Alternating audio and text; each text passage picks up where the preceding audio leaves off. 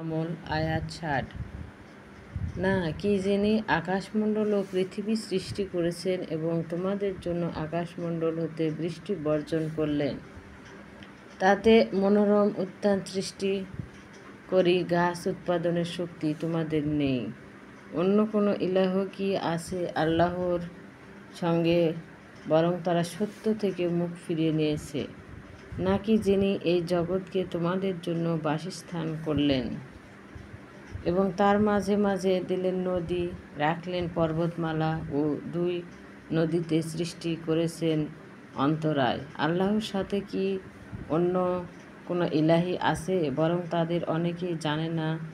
নাকি যিনি আতের ডাকে সাড়া দেন, বিপদমুক্ত করেন, তোমাদেরকে তিনি এই দুনিয়ার প্রতিনিধি করেন? আল্লাহর সঙ্গে অন্য কোনো কি ইলাহি আছে? তোমরা খুব বড়ই উপদেশ নিয়ে থাকো। নাকি যিনি স্থল ও পানির অন্ধকারে পথ দেখান, তিনি যিনি তার দয়ার পূর্বে সুসংবাদবাহী বাহু প্রেরণ করেন? আল্লাহর সঙ্গে কি তাদের অন্য কোনো ইলাহি আছে আল্লাহ শিরকের বহু ঊর্ধ্বে? নাকি যিনি প্রথমে সৃষ্টি করেছেন তিনি তার পূর্ণ আবৃত্তি করবেন এবং যিনি আকাশ পৃথিবী হতে রুজি দেন? আল্লাহর সঙ্গে কি অন্য কোনো ইলাহি আছে? বলুন, তোমরা তোমাদের প্রমাণ নিয়ে আসো যদি তোমরা সত্যবাদী হও। আপনি বলুন, আল্লাহ ছাড়া আসমান জমিনে যত শ্রেষ্ঠ বস্তু আছে কেউ গায়েব সম্বন্ধে অবগত নয়। তারা জানে না কখন পুনরুত্থিত হবে। বস্তুত পরকাল সম্পর্কে তাদের জ্ঞান লোপ পেয়েছে। মূলত এ ব্যাপারে তারা সন্দেহের মধ্যে আপতিত আছে। তারা এ বিষয়ে অন্ধ এবং কাফেরেরা বলে, আমরাও আমাদের পুনঃ উত্থান যদি মাটি হয় তবুও কি আমাদেরকে পুনরুত্থিত করা হবে? এ বিষয়ে তো আমাদের পূর্ব পুরুষদেরকে এরূপ ওয়াদা দেওয়া হয়েছিল, বরং এটি পূর্ববর্তীদের উপকথা ছাড়া আর কিছুই নয়। আপনি বলুন, তোমরা জমিনে ভ্রমণ করো, অতঃপর দেখো কি হয়েছিল পাপীদের পরিণাম। আর আপনি তাদের জন্য দুঃখ করবেন না, তাদের ষড়যন্ত্র বিরক্ত হবে না। তারা বলে, কখন সেই ওয়াদা কাশ্যে পরিণত হবে, যদি তোমরা সত্যবাদী হও। আপনি বলুন, আশ্চর্য নয় যে যা আযাবের জন্য তোমরা তাড়াহুড়া করছো, সম্ভবত তার কিছু অংশ তোমাদের নিকটবর্তী হয়েছে। নিশ্চয়ই রব মানুষের জন্য বড়ই অনুগ্রহশীল, কিন্তু তোমাদের অনেকেই বিকৃত নন।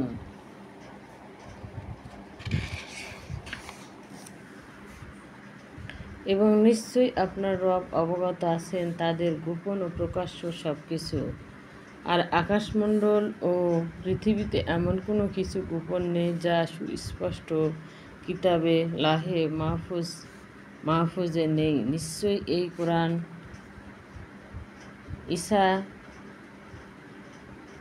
ইহুদীদের কাছে অধিকাংশ ওই বিষয়ে বর্ণনা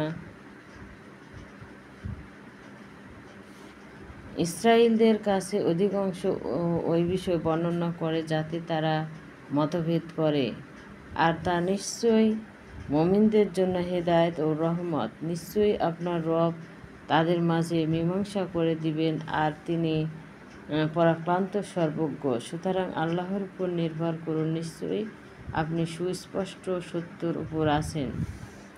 নিশ্চয়ই মৃত্যুকে আহ্বান শোনাতে পারবেন না, বধিরও কেউ নয়, যখন তারা পিঠ দেখিয়ে চলে যায়, আর আপনি হতে অন্ধকারে পথ আনতে পারবেন না। তাদেরকেই শোনাতে পারবেন যারা বিশ্বাসী আমার আয়াতসমূহ, তারাই আত্মসমর্পণকারী। যখন কিয়ামতের প্রতিশ্রুতি পূর্ণ হওয়ার সময় আসবে, তখন আমি মাটি হতে জন্তু বের করব, যে কথা বলবে, মানুষ তো তোমার নির্দেশন বিশ্বাস করে না। এবং যেই দিন আমি একত্রিত করব প্রত্যেক সম্প্রদায় হতে একটি দলকে, যারা আমার আয়াত মানত না, যারা শ্রেণীবদ্ধ হবে, যখন তারা আসবে তখন আল্লাহ বলবেন, তোমরা কি আয়াত মাননি, অথচ তোমাদের কোনো জ্ঞান ছিল না, আর তোমরা আরও কত কি করতে। আর শাস্তি আসবে তাদের উপর যাদের তাদের জুলুমের জন্য, সুতরাং তারা কোনো কিছু বলতে পারবে না। তারা কি দেখে না যে আমি রাতকে তাদের বিশ্রামের জন্য এবং দিনকে আলোকপ্রদ করেছি? নিশ্চয়ই এতে মুমিনদের জন্য নির্দেশনা আছে। এবং যেদিন সিংহায় ফুঁক দেওয়া হবে, আসমান জমিনের সবাই ভীত সন্ত্রস্ত হয়ে পড়বে। আল্লাহ যাকে ইচ্ছে করেন সে ছাড়া আর তার নিকট সবাই বিনীত অবস্থায় হাজির হবে। আর আপনি পাহাড় সমূহের দেখে ভাবতেছেন এগুলো টলবে না, অথচ সেই দিন এগুলো মেঘমালার মতো উড়বে। আল্লাহ সৃষ্টি, যিনি সব কিছুকে সুষম করলেন, তিনি তোমাদের কর্মের খবর রাখেন। সেই দিন যে পণ্য নিয়ে আসবে সেই দিন সে তদ অপেক্ষা উত্তম বিনিময় পাবে। সেই দিন আতঙ্ক হতে নিরাপদ হবে। আর যে কুকর্ম নিয়ে আসবে তারা আগুনে অধোমুখে নিক্ষিপ্ত হবে। তাদেরকে বলা হবে, তোমরা যা করতে তারই শাস্তি ভোগ করবে।